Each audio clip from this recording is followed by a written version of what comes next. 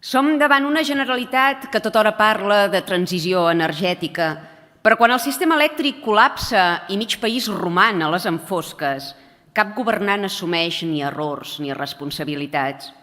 Encara és hora que als catalans se'ns doni una explicació plausible del que ha fallat. Les seves declaracions i intervencions a mitjans no han set per detectar ni abordar l'arrel del problema, sinó per blindar-se de les crítiques i retrets tant de l'oposició com de la ciutadania. Què en fem d'una institució que crea estructures, plans estratègics i protocols ambientals a dojo, però que és incapaç de garantir a ciutadans, empreses, centres escolars i companyies de transport el subministrament elèctric? D'opinions n'hem sentit per tots els gustos. Després de la gran apagada, tertulians que tant s'hi entenen de literatura com de centrals elèctriques van omplir platós i redactar columnes plenes d'hipòtesis, mitjos tecnicismes i excuses variades per acabar justificant el seu govern i, evidentment, exculpar-lo. El relat oficial va imposar-se a tots els mitjans subvencionats. Ho tenen lligat, i ben lligat, això, Ens parlen de corba d'aprenentatge, com si tots plegats haguéssim d'acceptar amb resignació que el sistema energètic d'un país, a priori del primer món, funciona per assaig i error. Cap dada concreta, cap assumpció de responsabilitats, zero transparència, no fos cas que la dissidència política tingués carnassa. La veritat no importa, oi? El que importa és el relat de ciència-ficció que aconsegueixin entusar-nos. És probable que mai sapiguem les causes reals de l'apagada i si ho arribem a saber no serà segurament per la premsa comprada d'aquest país. El Financial Times publicava la setmana passada que el sistema es va enfonsar per manca d'inèrcia i per haver substituït generació estable amb energia solar sense suport ni control. S'han plantejat revisar el model? O replantejar-lo ens convertiria tots en negacionistes climàtics i feixistes? Podem qüestionar el bonisme verd o això també computa com a delicte d'odi? Desenes de titulars sobre la transició energètica, dotzenes d'oficines i guinguetes subvencionades, pancartes amb lemes populars, viatges esponsoritzats per tot el món per parlar de justícia climàtica amb perspectiva de gènere. Mentre les famílies catalanes que han fet l'esforç d'instal·lar plaques esperen els ajuts. 120.000 expedients pendents de tramitar. No els fa vergonya? No prou contents en penalitzar el ciutadà actiu, inactiven també l'administració, desautoritzant projectes per garantir que Catalunya gaudeixi de capacitat real de generació i d'emmagatzematge. Saben per què cau el sistema? Perquè és insostenible. Benvinguts a la dura realitat. La moral ecologista no genera bats. Sota la seva gestió, la capacitat d'aquest país per decidir com i amb què es mou, es connecta o es defensa, s'ha esfumat. Hi ha una notícia que ha passat desapercebuda als grans mitjans, però que és un símptoma molt revelador del desgavell actual. El director general d'Energia ha plegat fa poc. Sembla que els professionals amb criteri tècnic fugen esperitats d'una conselleria governada per la improvisació, el sectarisme polític i la burocràcia kafkiana. Una taranyina de càrrecs, subcàrrecs, agències, direccions i oficines on tothom cobra i on ningú sap exactament qui mana. I que ara gestionarà qui va encapçalar el desastre de l'ICAEN. Que la seva millor opció per cobrir el lloc sigui precisament la senyora Marta Morera, responsable directa del caos en la tramitació d'expedients, que no ha sabut ni posar ordre a la finestreta digital ni respondre en temps als promotors, que ha fet perdre la fe en l'administració a petits instal·ladors, empresaris i particulars, diu molt de la concepció que tenen del servei públic i del vostre poc compromís vers la modernització i l'eficiència. Però tampoc voldria pas ser injusta amb tots vostès. Carregar tot el pes del desastre energètic damunt el seu partit seria certament agosarat, perquè el mèrit és compartit amb els seus socis processistes, els que han permès que governessin aquí i a Madrid, els que han preferit flirtejar amb el poder i gestionar quotes i engrunes, abans que mantenir la visió d'estat i batallar per la llibertat plena i definitiva de Catalunya.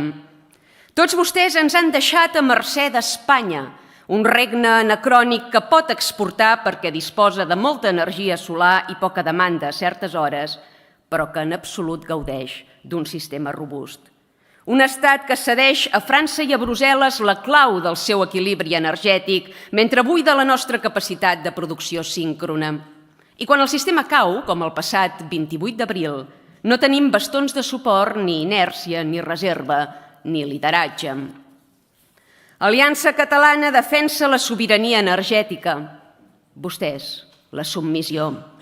La seva ineptitud i irresponsabilitat es manifesta en la dèria de tancar nuclears sense tenir altra alternativa que les importacions i, per tant, la dependència i la inestabilitat tarifària. Les nuclears garanteixen una base de generació estable, massiva, sense emissions de CO2, i vostès les esborren del mapa sense haver-les substituït i sense cap planificació ni a curt ni a llarg termini. No hi ha nous sistemes de suport renovable que portin inèrcia al sistema, ni cap desplegament seriós d'emmagatzematge, ni directrius del gestor de xarxa per crear-los. I tot i així es preparen per tancar els reactors que fa dècades que ens mantenen operatius. Espanya exporta energia solar fent servir les nostres infraestructures. I què rebem, a canvi? Una xarxa elèctrica que s'apaga, una apagada massiva al primer món i a ple segle XXI. Gràcies a vostès, som líders en vassallatge. Això sí, presumirem de no sé quants compromisos i acords climàtics, objectius estratègics que donen titulars immediats i amables a la premsa, però que mai s'acaben complint. I saben per què no es compleixen? Perquè és impossible. Per complir els objectius del PROENCAT 2050 hauríem de multiplicar per 5 la capacitat de generació renovable. Vostès a què aspiren? Quin és el seu pla? Continuar comprant gas a Argèlia? Que la fotovoltaica de migdia aguanti les puntes de demanda del vespre? Cosir la nostra terra amb línies d'alta tensió perquè l'Aragó pugui enriquir-se? Potser el tacticisme de despatx, les quotes de partit i el servilisme cap als seus homòlegs espanyols no els deixa veure la crua realitat. Si tanquem les nuclears, no podrem encendre el llum. I no és una teoria de l'extrema dreta independentista, no és cap hipòtesi. Els parlo de realitats físiques, de freqüència elèctrica, d'inèrcia, de sobirania, d'un país que no pot viure penjat d'un fil de coure connectat a França.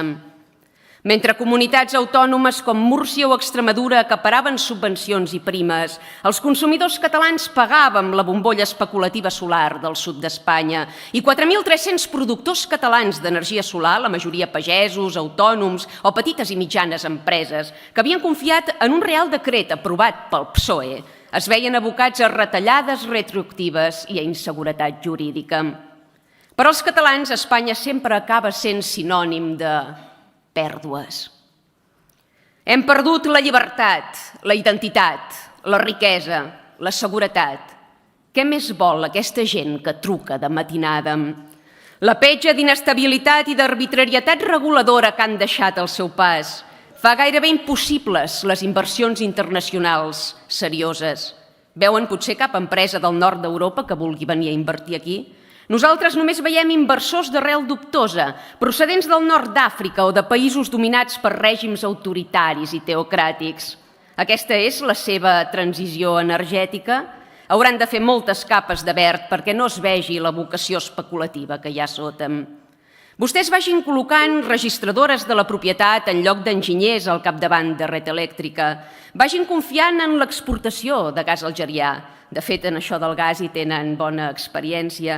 Quants excàrrecs seus han passat per portes giratòries del sector gasista, tots ben col·locats i ben assegudets? Aliança Catalana és aquí per rebentar les portes giratòries i per retornar a Catalunya tot allò que li ha set arrabassat. La llibertat, la identitat, la riquesa, l'autosuficiència, la seguretat i, per sobre de tot, la dignitat. Som aquí per encendre el llum que Espanya ha anat apagant. Res no és etern. L'esclavitud i la foscor, tampoc. Visca Catalunya lliure.